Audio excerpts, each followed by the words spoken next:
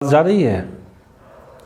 जो साथी इस लाइव को देख रहे हैं वो बताएं कि क्या आवाज़ जा रही है।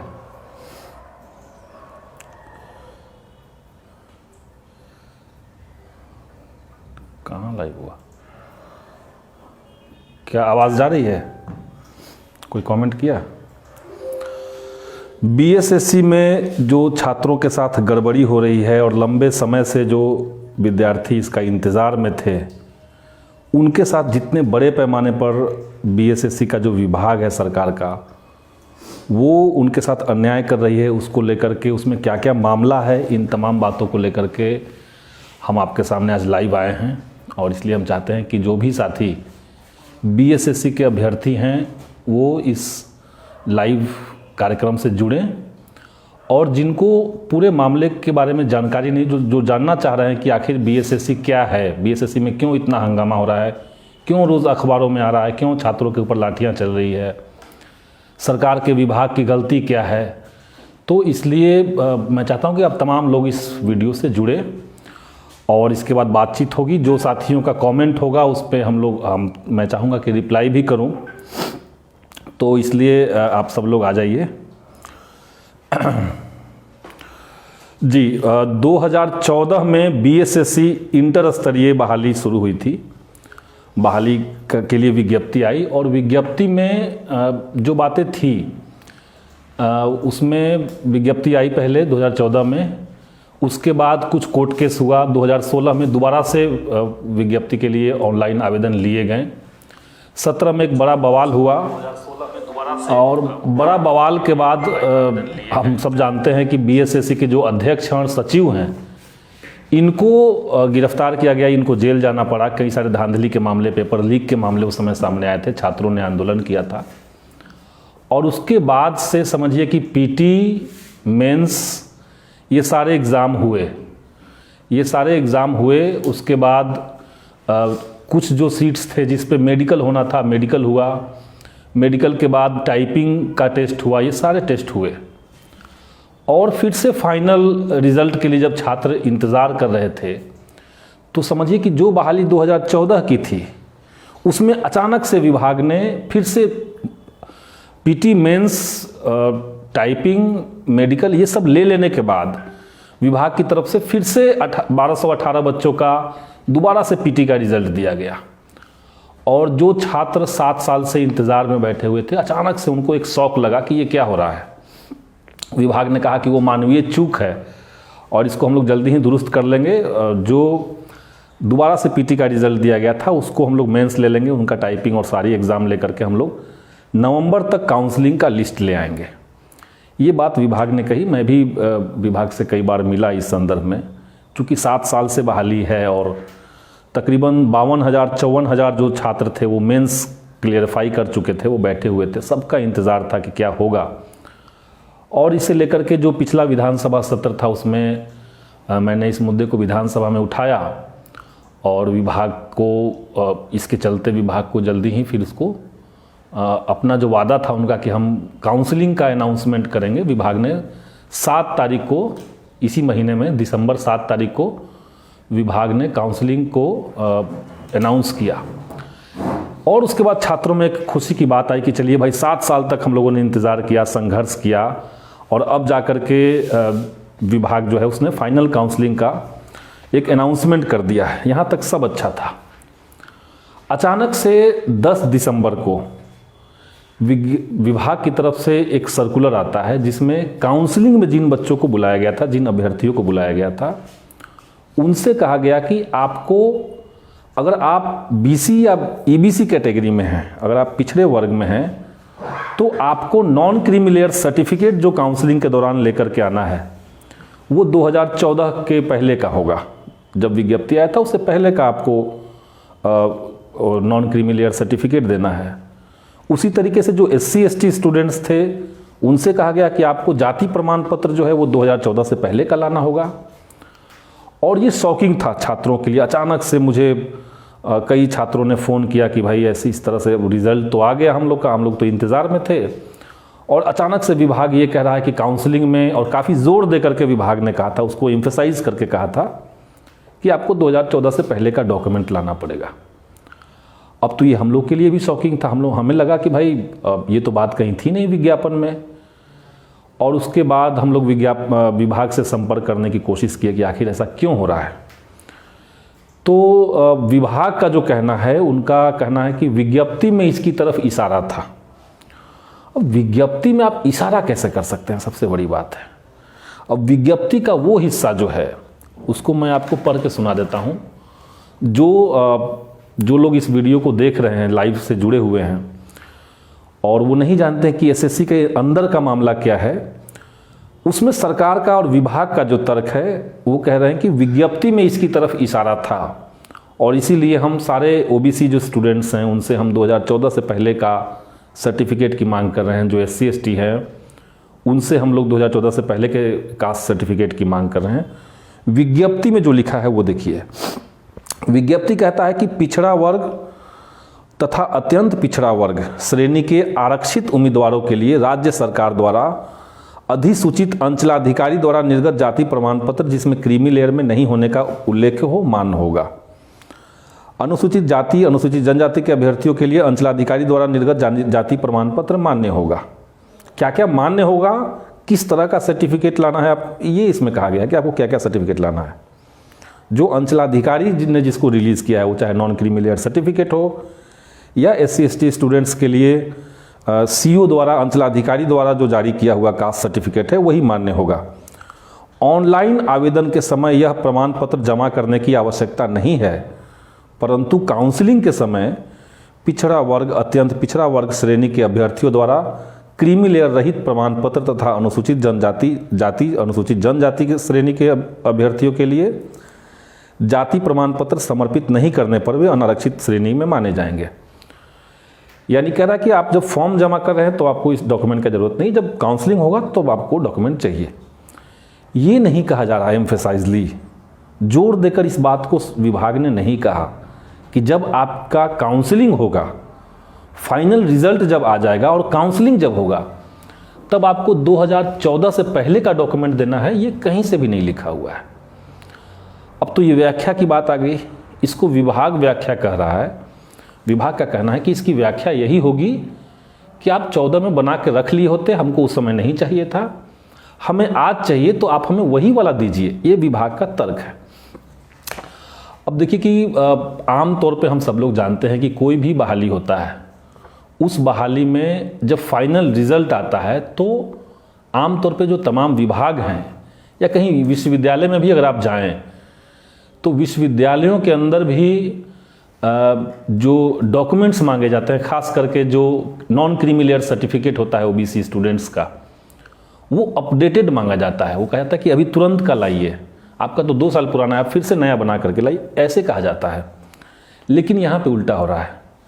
यहाँ पे जो छात्र हैं वो अभी का नॉन क्रीमी लेयर सर्टिफिकेट बना करके देना चाह रहे हैं, लेकिन विभाग कह रहा है कि हम 2014 से पहले का ही सर्टिफिकेट लेंगे। अब इसमें बहुत इंटरेस्टिंग बातें हैं। एक तो है कि इंटर लेवल का जो एग्ज़ाम है, जिस एग्ज़ाम की मैं बात कर रहा हूँ, 2014 BSSC की जो बहाली है, वो इंटर स्तरीय, पहला इंटर स्तरीय ये बहाली है।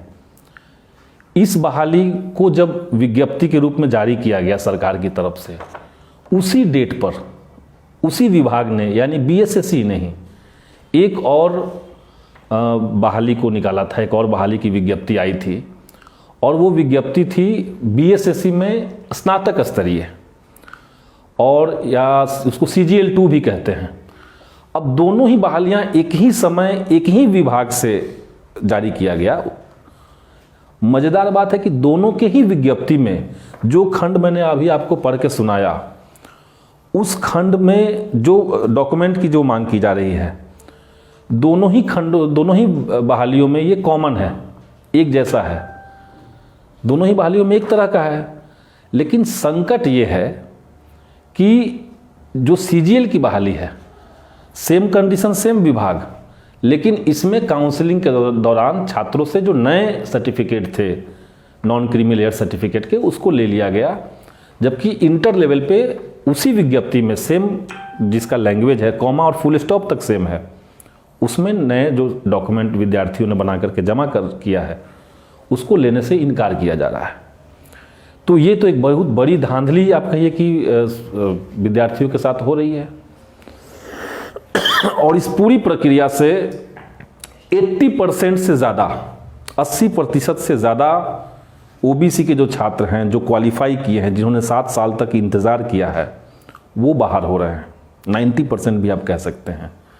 अधिकांश जो दलित और आदिवासी अभ्यर्थी हैं, वो 2014 के पहले के डॉक्यूमेंट मांगने के चलते वो लोग भी काउंसलिंग से वंचित रह जा रहे हैं।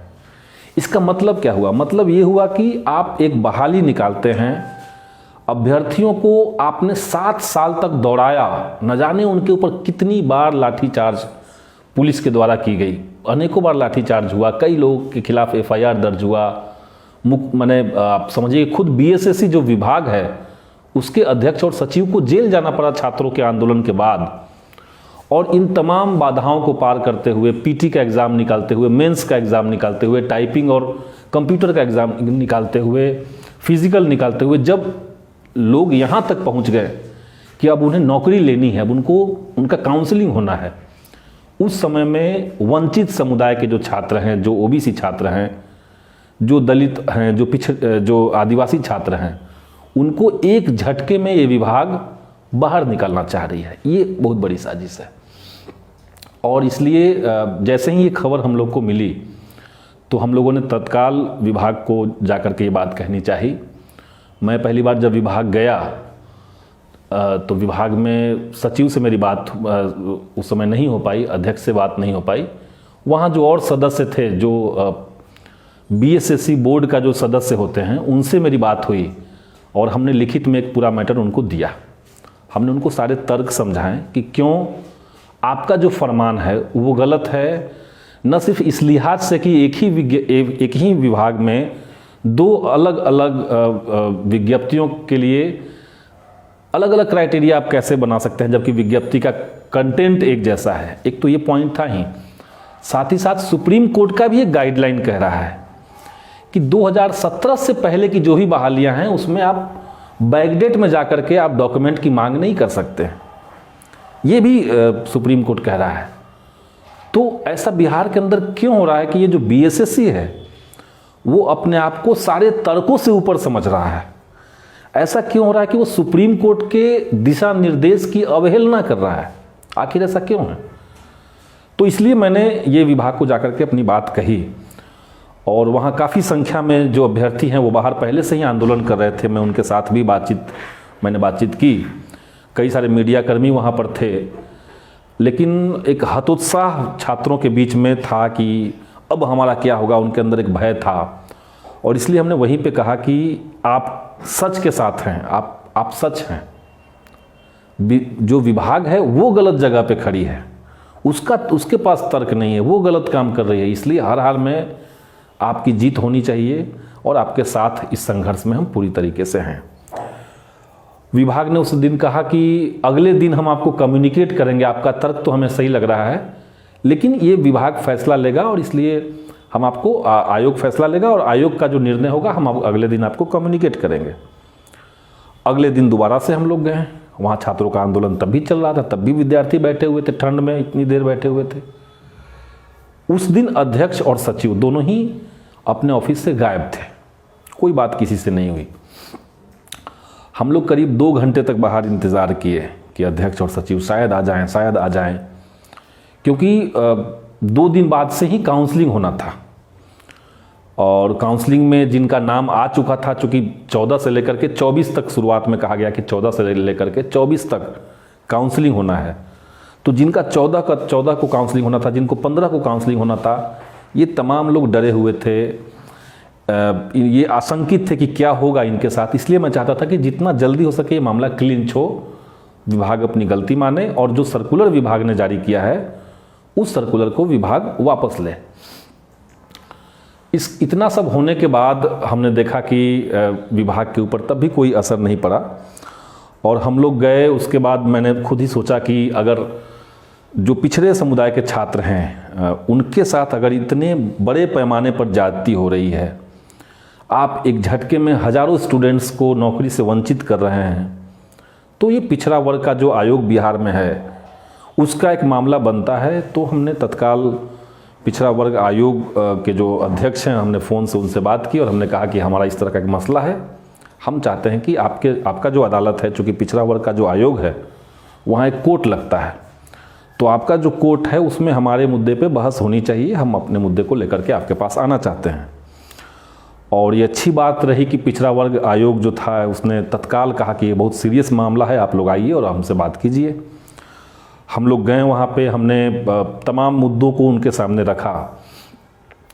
न्यायमूर्ति सेवानिवृत्त श्री संजय कुमार जी वहाँ के अध्यक्ष हैं, तो हमने उनके सामने पूरी बात रखी और हमने डॉक्यूमेंट्स भी उनको प्रोवाइड करवाए। हमने कहा कि ये इस तरह से विभाग कर रहा है और ये जानबूझ करके एक साजिश के तहत जो पिछड़े बैकग्राउंड के लोग हैं, जो वंचित समुदाय के लोग हैं, जो दलित हैं, जो आदिवासी हैं, इनको टारगेट करने के लिए इस तरह के क्लॉज लाए गए हैं।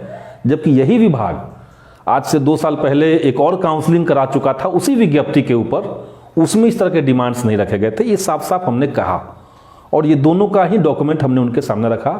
हमने कहा आप एक एक शब्द मिला लीजिए, कोई कॉमा और फुल स्टॉप का भी अंतर नहीं है। तब 2 अलग अलग विज्ञप्तियों में ऐसा अलग अलग कैरेक्टर क्यों सरकार अख्तियार कर रही है, विभाग ऐसे क्यों कर रही है?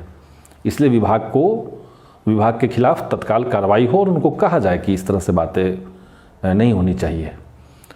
और ये अच्छी बात थी कि हम लोग वहाँ बैठे, हमने लिखित में आवेदन दिया, वहीं हम लोग बैठ करके लिखे, फॉर्मेट बनाए, सारे डॉक्यूमेंट्स को वहाँ पे सबमिट किया। और जो पिछड़ा वर्ग आयोग के जो अध्यक्ष थे, तो उन्होंने ये कहा कि हम इस पर तुरंत संज्ञान लेते हैं और हम लोग के सामने ही ये आदेश जारी हुआ कि इमीडिएटली जो है BSSC को नोटिस दिया जाए, उनके मेल पे भी भेजा जाए और उनके ऑफिस से जा कर के कोई एक व्यक्ति, कोई एक स्टाफ वहाँ से जा कर के वो उनको नोटिस दे और उसका रिसीविंग लेकर के आए। और फिर वहाँ से कुछ लोग गए और वो जा कर के BSSC में एक नोटिस जा कर के दिया गया। तो ये बात उस दिन हुई और लेकिन मैंने सोचा कि हर मोर्चा, चूँकि क्रूशियल मामला है, एकदम नज़दीकी मामला है, इसलिए हर मोर्चे को हम लोग को खोल करके रखना चाहिए। और इसीलिए उस दिन मैंने मुख्यमंत्री का जो कार्यालय है वहाँ भी संपर्क साधने की कोशिश की। हालांकि उस समय मुख्यमंत्री कहीं बाहर किसी कार्यक्रम, उद्घाटन कार्यक्रम में गए हुए थे, तो उनसे तो बात नहीं हुई उस समय। लेकिन ये कहा गया कि शाम के वक्त CM साहब से आपकी बात हो जाएगी। और शाम को फिर CM के जो ऑफिस है वहाँ से फ़ोन आता है कि आप अपने पूरे मैटर को लेकर के बात कर लीजिए।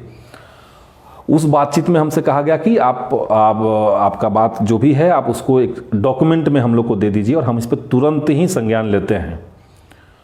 और ये अच्छी बात रही कि कल शाम को बात ये हुई, रात तक ये बात हुई। और आज सुबह हमने देखा कि मुख्यमंत्री कार्यालय से विभाग को एक ज़बरदस्त डांटते हुए, फटकारते हुए फ़ोन किया गया। कहा गया कि आप ऐसे क्यों कर रहे हैं, कि पालीगंज के जो विधायक हैं उन्होंने कंप्लेन किया है, आप उनसे बात करके इसको तुरंत सॉर्ट आउट कीजिए। और सुबह BSSC के जो सचिव हैं उन्होंने मुझे फ़ोन किया। उनका कहना था कि आप इस मामले को हम लोग संजीदगी के साथ देख रहे हैं, लेकिन आयोग का फाइनल निर्णय अभी तक नहीं आया है, ये विभाग का कहना था। उसने ये भी कहा कि उनको शोकॉज मिल चुका है पिछड़े वर्ग आयोग से। उन्होंने बताया कि मुख्यमंत्री कार्यालय से भी उनको डांट पड़ चुकी है कि इसको आप लोग सॉर्ट आउट क्यों नहीं कर रहे हैं, क्यों लटकाए हुए हैं। ये सारी बातें BSSC के सचिव ने हमसे कहा। लेकिन फाइनल कुछ रिजल्ट स्टूडेंट्स के फेवर में आए, ये बात उन्होंने नहीं कही। हमने कहा कि देखिए गोल गोल बातें, अब तो गोल गोल बातें का समय नहीं है। मैंने उनको क्लियरली ये कहा कि आप हमें सांत्वना दे देंगे, विद्यार्थियों को सांत्वना दे देंगे, इससे काम नहीं चलेगा। आज भी काउंसलिंग था, आज 15 तारीख है, आज भी विद्यार्थियों का काउंसलिंग था। तो वो तमाम विद्यार्थी, अभ्यर्थी जो काउंसलिंग के लिए बुलाए जा रहे हैं, लेकिन उनके पास 2014 से पहले का वो डॉक्यूमेंट जिसको मांगा जा रहा है वो डॉक्यूमेंट नहीं है, तो वो तो बिहार के अलग अलग जिलों में बैठ करके आशंकित होकर के बैठे हुए हैं, वो तो डरे हुए बैठे हैं। तो सचिव का कहना था कि आज जो काउंसलिंग हुई है उसमें हम लोगों ने नए डॉक्यूमेंट जो लेकर के आए हैं उनको भी मार्क करके हम लोगों ने एक्सेप्ट किया है। यही हमारे अध्यक्ष महोदय का कहना है, यानी BSSC के जो अध्यक्ष हैं वो यही कह रहे हैं। हमने कहा ये इनफ नहीं है। अब आप बताइए कि कल अगर काउंसलिंग होना है, और कोई विद्यार्थी ये सोच करके वहाँ पहुँचे ही नहीं कि हमारे पास पर्याप्त डॉक्यूमेंट नहीं है, और वो वहाँ जाए ही नहीं, क्योंकि उसको तो कहा गया था पहले सर्कुलर ला करके कि आपको 2014 से पहले का डॉक्यूमेंट देना पड़ेगा। तो अगर कोई वहाँ गया ही नहीं, जाएगा ही नहीं, तो उसकी तो ऐसे ही नौकरी खतरे में चली जाएगी, वो तो उनको तो छूट जाएगा। इसलिए हमने मांग की कि आपको हर हाल में विभाग के ऑफिशियल वेबसाइट पर एक लेटर जारी करना पड़ेगा, जिसमें आपको ये घोषणा करना पड़ेगा कि हम 2014 से पहले का जो डॉक्यूमेंट लाए हैं लोग, वो तो ले ही रहे हैं, अभी का जो अद्यतन नॉन क्रीमी सर्टिफिकेट होंगे उसको भी हम लोग मान्यता दे रहे हैं। आप जो भी डॉक्यूमेंट लेकर के आइए, हम सारे डॉक्यूमेंट को स्वीकार कर रहे हैं। हमने ये क्लियर कट आज सुबह बीएसएससी के जो सचिव हैं, जो सेक्रेटरी हैं ओम प्रकाश पाल जी, उनसे बात किए और हमने ये क्लियरली कहा। इसके अलावा कुछ और अभ्यर्थी अलग अलग मांगों को उठा रहे हैं, उन सारे लोगों के मांगों को हमने सुना था। जो विकलांग छात्र हैं उनका कहना है कि जो पीएच का कोटा बनता है इस पूरे परिणाम में, वो कोटा फुलफिल नहीं किया गया है। 3% विकलांगों को आरक्षण देने की बात थी विज्ञप्ति में, वो आरक्षण नहीं दी जा रही है, हम लोग को वो आरक्षण नहीं दिया गया। तो इसलिए ये मांग भी उठाइए कि विकलांग छात्रों को 3% जो आरक्षण देना चाहिए वो दिया जाए। ये बात चूँकि मेरे पास पहले से आई थी, और इसीलिए बीएसएससी के जब सचिव से मैंने बात की तो हमने उनसे कहा कि ये विकलांग छात्रों का जो आरक्षण है ये क्यों फुलफिल नहीं हो रहा है। हालांकि सचिव का यह दावा था कि विकलांग छात्रों का जो 3% का कोटा है, चूँकि उसमें 3% जो होता है वो अलग अलग विकलांगता श्रेणी बटा हुआ है। 1% होता है वो ऑर्थोपेडिक जो चैलेंज स्टूडेंट्स होते हैं उनके लिए होता है, एक विजुअली के लिए होता है, और एक जो सुन नहीं सकते हैं उनके लिए होता है। तो 1% 3 अलग अलग कैटेगरी में बांटा हुआ है। ये विभाग, ये तो नियम सब जगह है, ये विज्ञप्ति में भी लिखा हुआ है। तो विभाग का कहना है कि जो ब्लाइंड स्टूडेंट्स हैं, चूँकि उनकी संख्या उतनी ज़्यादा नहीं थी जितनी सीट थी, तो उसमें कुछ खाली रह गया होगा। अदरवाइज जो ऑर्थोपेडिक जो फिजिकली हैंडीकैप्ड स्टूडेंट्स हैं उनका कोटा खाली नहीं है, ये विभाग का दावा है। इसी तरीके से हमने कहा कि ओबीसी, एससी, एसटी, ये जो सारे तबके हैं, इनके लिए आपने कट ऑफ क्यों रिलीज़ नहीं किया, क्यों रैंकिंग जारी नहीं की गई, क्यों पारदर्शिता अपनाई नहीं जा रही है, ये भी तो एक सवाल है। इस सवाल को भी हमने कम्युनिकेट किया है आगे। विभाग का कहना है कि वो हमारे पास लिस्ट है, लेकिन वो उसको पब्लिक हम अभी नहीं कर सकते हैं, आयोग का ये निर्णय नहीं है, इसलिए उसको हम पब्लिक नहीं कर सकते हैं। लेकिन हम लोगों ने रिजर्वेशन को फुलफिल करने का पूरा क्राइटेरिया हम लोगों ने अपनाया है। तो हमने कहा कि उसको फिर पब्लिक कीजिए आप किसी तरीके से। आप अपनाए हैं कि नहीं अपनाए हैं वो तो आपके रिजल्ट में नहीं दिख रहा है, क्योंकि रिजल्ट में आपने कैटेगरी दिया ही नहीं है किसी का। कौन रिजल्ट किस कैटेगरी का है और किस कैटेगरी में कितने लोगों का रिजल्ट आया है, ये तो आपने दिया ही नहीं है। तो उन्होंने कहा कि ये विभाग के ऊपर है, इसको हम लोग बाद में देखेंगे। तो इस मुद्दे को हमने उनको कम्युनिकेट किया है, लेकिन हमारी फोकस, हम लोग का जो फोकस है फिलहाल, वो इस बात के लिए है कि विभाग जो अभी काउंसलिंग करवा रहा है इसमें नए डॉक्यूमेंट को शामिल करवाए, और इसके लिए जो भी रास्ते हैं, यहाँ तक कि सामान्य प्रशासन विभाग में भी बात मैंने की, तो हर जगह पे बात हो चुकी है, कई जगह से उम्मीदें बनी हुई हैं। और इसलिए बीएसएससी के जितने स्टूडेंट्स हैं, जितने अभ्यर्थी हैं, जिन्होंने एक गौरवशाली संघर्ष किया है इस पूरे बहाली में, एकदम शुरुआत से मैं देख रहा हूँ, कई बार लाठीचार्ज उनके ऊपर हुआ, वाटर कैनन चले, पुलिस ने दौड़ाया कई बार, परमिशन देने के बाद गर्दनीबाग में मारपीट की गई छात्रों के साथ, ये सारी बातें हुई। और इसलिए मैं चाहता हूँ कि अब जब आखिरी अंजाम पे हम लोग का संघर्ष पहुँच रहा है, ऐसे में किसी भी तरह का रुकावट और भेदभाव को बर्दाश्त नहीं किया जाएगा। हर हाल में बीएसएससी ने जो सर्कुलर जारी किया है उस सर्कुलर को वापस लेना पड़ेगा। और आज सुबह मैंने सचिव महोदय को ये भी कम्युनिकेट किया कि विद्यार्थियों की जो मांग है वो एकदम जायज़ है। आप लोग जो 2014 से पहले का जिद बना करके बैठे हुए हैं, उस जिद को छोड़ना पड़ेगा, और एक नया सर्कुलर ला करके छात्रों के बीच ये जो एक तरह का भय का माहौल बना दिया है आपने, उसको ख़त्म करना पड़ेगा। और इसको एक दिन में करना पड़ेगा, कल तक आप ख़त्म कीजिए, वरना परसों से वहाँ पे आंदोलन होगा, और उस आंदोलन में मैं खुद आऊँगा और बीएसएससी के गेट के बाहर मैं खुद धरने पर बैठ जाऊँगा। मैंने ये साफ साफ उनको कम्युनिकेट किया है। तो मैं यही चाहता हूं कि इस लड़ाई को हम लोग को हर हाल में जीतना है, चाहे जितना भी विभाग जो है वो टाल मटोल करे, हम लोग को जीतना है। अच्छा, इसके साथ साथ कुछ छात्रों का सुझाव था कि हम लोग जब सारे मोर्चों पर संघर्ष इस बात के लिए कर रहे हैं और हमारे साथ सच है, हम सच के साथ खड़े हैं, तो क्यों नहीं हम लोग को इस मामले को लेकर के कोर्ट में जाना चाहिए। तो उसके लिए भी हम लोगों ने एक पहलकदमी ली है। कोर्ट में जाने वाला जो मामला है उसमें किसी के भीतर ये डाउट नहीं होना चाहिए, क्योंकि आमतौर पे हम लोग देखते हैं कि कोई भी बहाली जो कोर्ट में चला जाता है वो बहाली रुक जाता है, वो बहाली रद्द हो जाता है। हम लोग इस बहाली को रुकवाना नहीं चाहते हैं, क्लियरली बात है।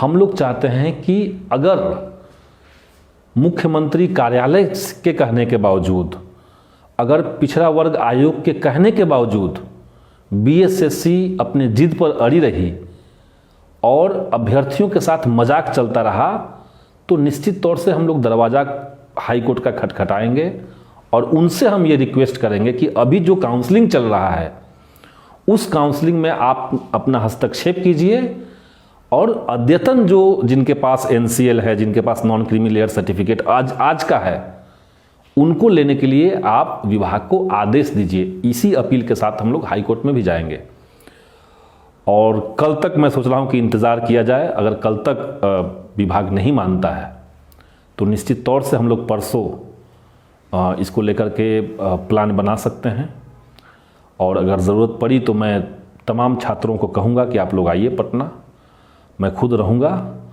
और मैं खुद ही बैठूँगा बीएसएससी के बाहर परसों। अगर ये क्लिंच नहीं होता है तो हम लोग योजना पहले बैठ करके बना लेंगे किस तरह से चलाना है आंदोलन को, क्योंकि देखिए बिना संघर्ष किए हमने देखा है कि बिहार के अंदर आपको बहाली लाना है तब आपको आंदोलन करना पड़ेगा। बहाली अगर आपके आंदोलन के बाद आ गई तो उसका एग्ज़ाम करवाने के लिए आपको आंदोलन करना पड़ता है, संघर्ष करना पड़ता है। अगर गलती से एग्ज़ाम ले लिया गया तो उसमें पेपर लीक हो जाता है, तो पेपर लीक क्यों हुआ इसके लिए आंदोलन चलता है। उसके बाद अगर किसी तरीके से दोबारा से 3 बार से एग्ज़ाम हुआ तो परिणाम रुका रहता है, उसके लिए फिर से आप संघर्ष कीजिए। परिणाम आया तो उसमें कट ऑफ नहीं हुआ, उसमें पारदर्शिता नहीं अपनाई गई, उसमें धांधली हो गया, इसके लिए आंदोलन चलता है। सारी चीज़ें जब क्लियर हो जाती हैं तब ज्वाइनिंग के लिए आपको फिर से संघर्ष करना पड़ता है। ये प्रक्रिया बिहार के अंदर सारे विभागों में है और इसीलिए हम कह रहे हैं कि संघर्ष हम लोग को हर हाल में करना है। हमारे पास ऑप्शन नहीं, बिहार के युवाओं के पास नीतीश कुमार की जो सरकार है उन्होंने कोई ऑप्शन नहीं छोड़ा है। किसी भी बहाली में छात्रों के पास आवाज़ उठाने का और कोई विकल्प नहीं बचा है। उनको हर हाल में इस बहाली के लिए भी आवाज़ उठानी होगी। मैं बस अपनी तरफ से इतना ही कहूँगा कि आप तमाम साथी जो इस अभियान में जुड़े हैं, वो चाहे बीएसएससी के अभ्यर्थी हों या ना हों, सब लोगों के लिए ये एक बड़ा मुद्दा है, क्योंकि 13,400 के आसपास जो सीटें हैं जिसके ऊपर काउंसलिंग होनी है, वो सिर्फ 13,000 अभ्यर्थी नहीं हैं, उनके साथ न जाने कितने लोगों की उम्मीदें जुड़ी हुई हैं, उनके परिवार के लोगों के उम्मीदें जुड़ी हुई हैं, उनके जो रिश्तेदार हैं, उनके जो समाज के और लोग हैं, तमाम लोगों को उम्मीदों को लेकर के वो यहाँ तक पहुँचे हैं। और उम्मीदों की जो चोरी अगर विभाग करना चाहे तो निश्चित तौर से उसकी अनुमति हम लोग नहीं देंगे और हर हाल में इस आंदोलन को जीतना है। कुछ साथी फ़ोन करके कह रहे थे कि हम लोग डिप्रेशन में जा रहे हैं और हमारा एक मित्र है जो बीएसएससी के काउंसलिंग में जिनका रिजल्ट आया है वो और ज़्यादा डिप्रेशन में है, वो सुसाइड करने के लिए सोच रहा था। मैंने एकदम साफ साफ मैं कहता हूँ, नौकरी ज़िंदगी नहीं है। नौकरी जो है वो ज़िंदगी में ज़रूरी चीज़ है, ये ठीक बात है, लेकिन ज़िंदगी नौकरी इक्वल नहीं है। तमाम लोग हैं जिनके पास नौकरियां नहीं है, इसलिए तो कोई डिप्रेशन में जाने की ज़रूरत नहीं है।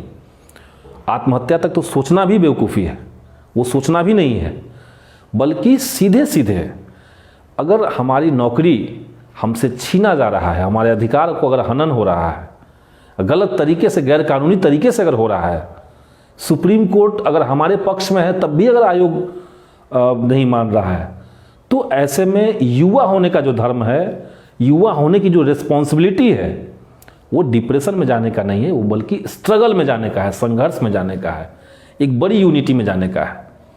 इसीलिए मैं यही कहना चाहूँगा कि बीएसएससी के तमाम अभ्यर्थी आशान्वित रहें, पॉजिटिव रहें। हम लोग कहीं से भी ये अन्याय नहीं होने देंगे और विभाग को हर हाल में तमाम अभ्यर्थियों को काउंसलिंग में लेना पड़ेगा, उनको जॉब देना पड़ेगा। और अगर विभाग नहीं मानता है तो इसके लिए आर पार की लड़ाई होगी और उस आर पार की लड़ाई में मैं खुद भी और हमारी पूरी पार्टी CPIML लिबरेशन, हमारे जितने विधायक हैं वो तमाम लोग इसमें अभ्यर्थियों के साथ हम लोग खड़े रहेंगे। और हम लोग अपील करेंगे, हम लोग चाहेंगे कि और बाकी जितने अपोजिशन के पार्टियां हैं, जो अपोजिशन के जितने सारे MLAs हैं वो भी, और जितने सिविल सोसाइटी के लोग हैं, सबको लेकर के एक बड़ी लड़ाई फिर हम लोग शुरू कर देंगे। ये लड़ाई को हम लोग किसी भी कीमत में हारेंगे नहीं, इसलिए डरने की ज़रूरत नहीं है, मेरे ख्याल से लड़ने की ज़रूरत है। बहुत बहुत धन्यवाद। लाइव बिहार YouTube पर सब्सक्राइब और Facebook पर लाइक जरूर करें।